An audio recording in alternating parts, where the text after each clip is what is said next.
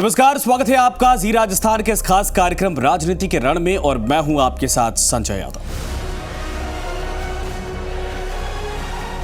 जी हां, मध्य प्रदेश और कर्नाटक में सरकार गंवाने के बाद कांग्रेस के सत्तासीन राज्य राजस्थान में भी बड़ी उठापटक देखने को मिली।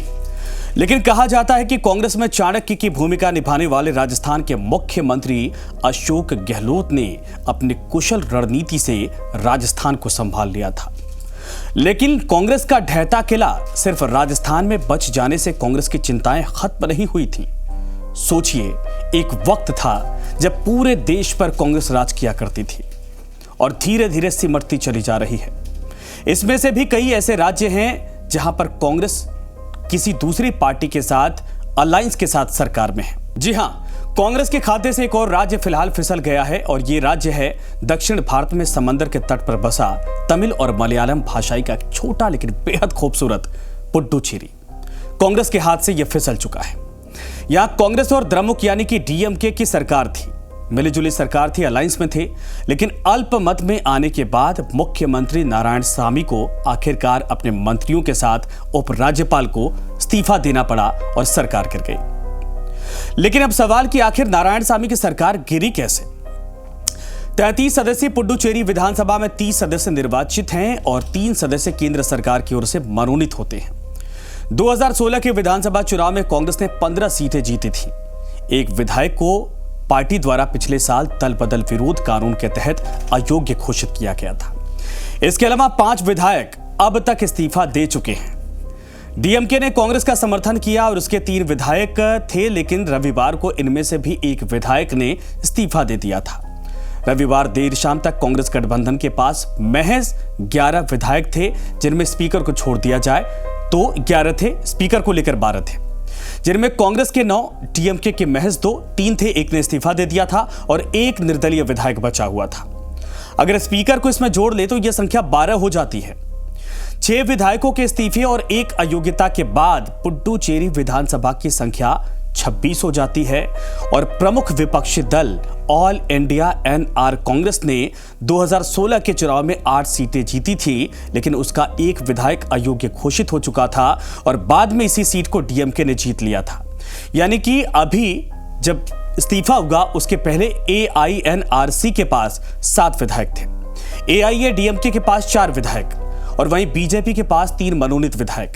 यानी सरकार के समर्थन में 12 विधायक और जबकि विपक्ष के पास 14 विधायक हैं। कांग्रेस का कहना है कि उसके पास निर्वाचित विधायकों में से बहुमत है, यानी कि 23 जो चुने गए थे, जो जनता द्वारा चुने गए थे, उनमें से 12 विधायक कांग्रेस के साथ थे। हालांकि कांग्रेस का यह दाव इसके बावजूद भी नहीं चल पाया और सरकार गिर गई। अभी हाल में उपराज्यपाल पद से किरण बेदी की विदाई हुई थी। इसके बाद तेलंगाना के राज्यपाल डॉक्टर तमिलिसाई सुंदरराजन को पुडुचेरी की उपराज्यपाल की अतिरिक्त जिम्मेदारी सौंपी गई थी, कार्यभार दिया गया था।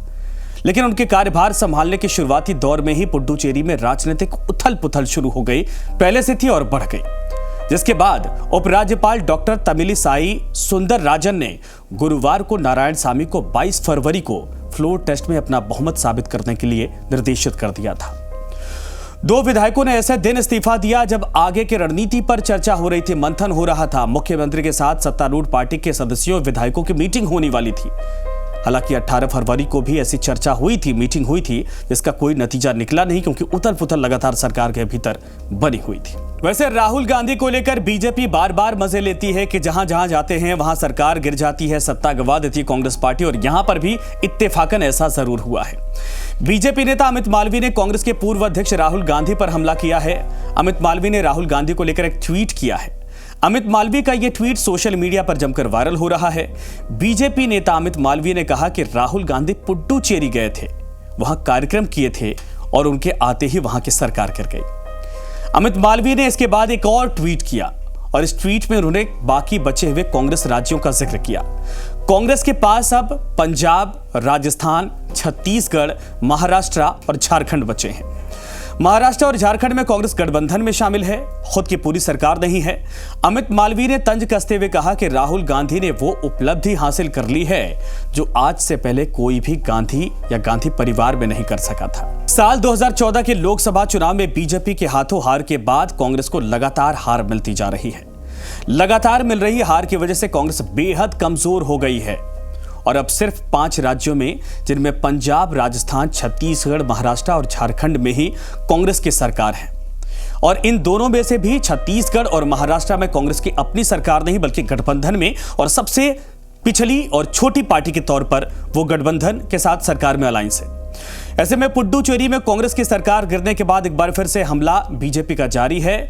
और आपको ये शो कैसा लग रहा है ये जरूर कमेंट करके बताइए, क्योंकि पूरे देश की खबरों को हम कवर कर रहे हैं। राजस्थान की तमाम बड़ी हस्तियों को हमने कवर किया, लेकिन देश की हर रोज जो बड़ी खबरें या हलचल होती हैं हफ्ते में एक बार लेकर आपके सामने प्रस्तुत होंगे। तो फिलहाल अपना कॉमेंट और अपना रिएक्शन जरूर लिखें। धन्यवाद।